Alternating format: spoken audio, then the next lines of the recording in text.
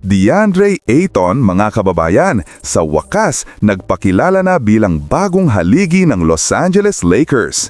Sa panalo ng Lakers kontra Sacramento Kings 127-120, nagtala si Ayton ng 22 points at 15 rebounds para sa kanyang unang double-double bilang miyembro ng Purple and Gold.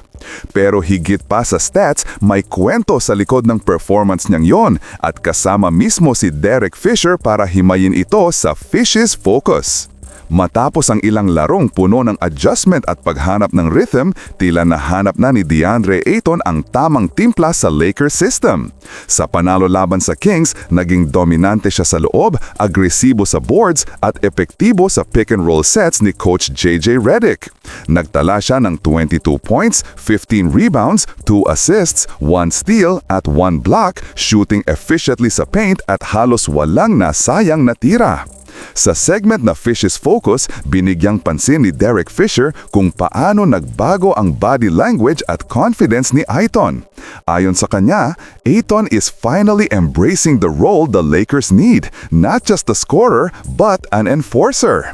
Nakita raw ni Fisher kung paano ginagamit ni Ayton ang kanyang size advantage at kung paanong tinulungan siya ng spacing mula kina Austin Reeves at Rui Hachimura para makakuha ng mga high percentage shots. Matapos ang laban, sinabi ni Ayton sa media, "Just making sure I finish over the top and get high percentage shots."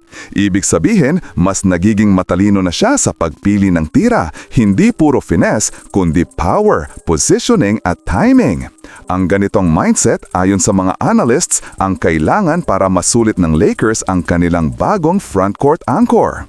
Pero ang pinakakapansin-pansin sa interview ay ang revelasyon ni Ayton tungkol sa kanilang mga kakampi. Ayon sa kanya, "They be trying to get me ticked off before these games just to get me rolling." Ibig sabihin, tinutukso raw siya o tinutroll ng teammates bago magsimula ang laro para ma-motivate siya.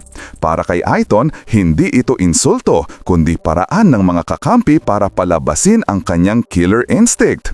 Dagdag pa niya, "It shows they care."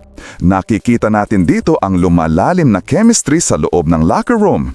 Sa presensya ni LeBron James bilang leader at ni Luka Doncic bilang floor general, mukhang natututo si Ayton na maglaro ng may apoy at kumpiyansa.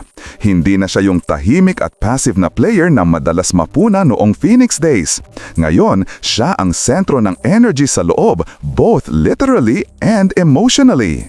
Kung magtutuloy-tuloy ang ganitong uri ng performance, posibleng maging turning point ito sa career ni DeAndre Ayton.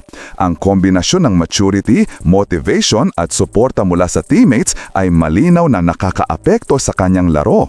Kapag naging consistent siya, may tsansang maging top 5 center siya sa West. At para sa Lakers, ito ang simula ng bagong era ng dominance sa paint, isang bagay na matagal nilang hinihintay simula pa noong panahon ni Anthony Davis. I-comment nyo na lang po sa ibaba ang inyong opinyon at huwag kalimutang mag-subscribe sa aking channel. Maraming salamat po!